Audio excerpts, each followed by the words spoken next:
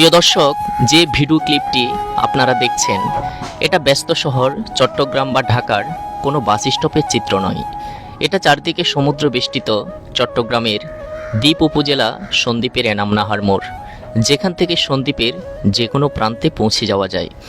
প্রিয় দর্শক, আমাদের আজকের স্টাডি সন্দ্বীপের এক লেনের রাস্তাগুলোতে এই বাস বা বাস সমায়তনের অন্যান্য যানবাহনের চলাচলের উপযুক্ততা নিয়ে। সন্দ্বীপের রাস্তায় এইসব যানবাহনের অবাধ যাতায়াত কতটা নিরাপদ ও ফলপ্রসূ হতে পারে। অনেকের মনে প্রশ্ন জাগতে পারে, সন্দ্বীপের রাস্তা ও এইখানটায় বাস চলাচল নিয়ে আমাদের ক্যাম্পাস 0.003 কেন শুধু মাথা ঘামাচ্ছে। আজকের অনুসন্ধান ও মূল আলোচনায় যাওয়ার আগে প্রিয় দর্শক, আমরা আপনাদের মনে করিয়ে দিতে চাই যে সন্দ্বীপে ইতিমধ্যে স্বপ্নের ফেরি চলতে শুরু করেছে। ঢাকা চট্টগ্রাম শহরের বিভিন্ন গুরুত্বপূর্ণ টার্নিং পয়েন্ট থেকে বাস সরাসরি ফেরি হয়ে পৌঁছে যাচ্ছে সন্দ্বীপের একেবারে প্রান্তিক পর্যায়ে। তাই এখনই সময় এদিকে একটু দৃষ্টি দেওয়ার।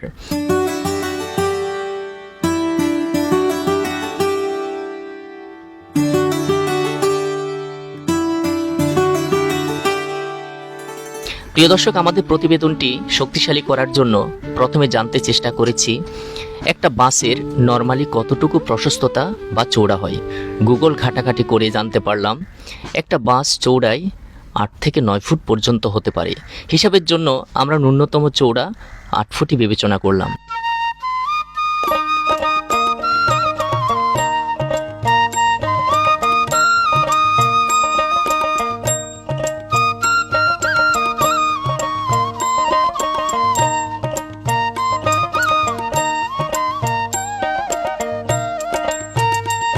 এবার নজর রাখার পালা যে সড়কগুলোতে এই বাস চলাচলের অ্যাক্সেস পেতে পারে তার প্রশস্ততার উপর।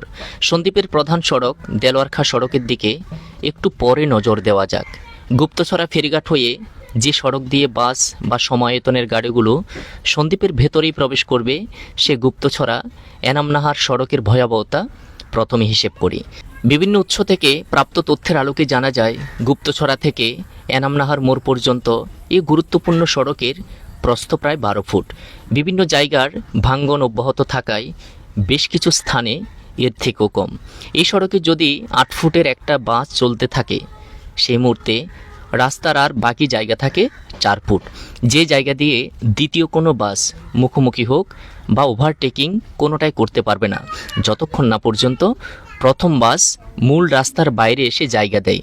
বিশাল আয়তনের এই বাসগুলো যখন সড়ক দিয়ে চলাচল করবে, তখন তাদের পিছনে জমতে থাকবে রিক্সা, অটোরিক্সা, সিএনজি, মোটর সাইকেল সহ আরও কত যান, যা তৈরি করতে পারে বিশাল যানজট ও নষ্ট করবে রাস্তার ভারসাম্য। যতক্ষণ না পর্যন্ত বাস তার পিছনের যানগুলোকে ইচ্ছাকৃতভাবে জায়গা না দিবে, ততক্ষণ পর্যন্ত পেছনের গাড়িগুলোর সামনে যাওয়ার কোনো সুযোগ নেই।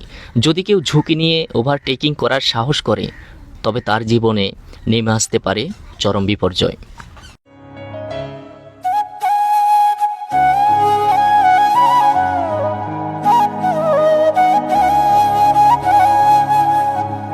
এবার আসি সন্দ্বীপের মূল সড়ক দেলোয়ারখা সড়কের গাণিতিক সমীকরণ নিয়ে। দেলোয়ারখা সড়কের প্রশস্ততা কত সেটি জানতে যখন গুগলে চোখ রাখি, তখন সামনে চলে আসে ইলিয়াস সুমনের করা সাঙ্গু পত্রিকার এক প্রতিবেদন, যেখানে উঠে আসে সন্দ্বীপের প্রধান সড়ক দেলোয়ারখা সড়কের দৈর্ঘ্য প্রস্থের অপ্রিয় সত্য। একটি উপজেলার প্রধান সড়ক হয়েও যার প্রস্থ 18 ফুট, সে সড়কে বাস সমায়তনের যে কোনো যান চলাচল কতটা নিরাপদ। মাঝখানে 1 ফুট জায়গা রেখে যদি 8 ফুট প্রস্থের দুটি বাস পাশাপাশি ওভারটেকিং করে, তবে জায়গা থাকে বাকি মাত্র 1 ফুট, যেখানে কোনো পথচারী থাকলেই তার জীবনে নেমে আসতে পারে ঘোর অন্ধকার।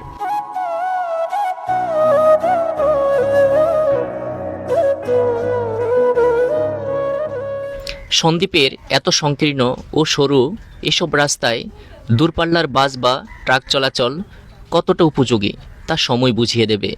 সন্দ্বীপ চট্টগ্রাম নৌ রুটে ফেরি হলো, আমরা আনন্দিত। যাতায়াত ব্যবস্থার ঐতিহাসিক যাত্রা শুরু হলো, তাতেও আমরা আনন্দিত।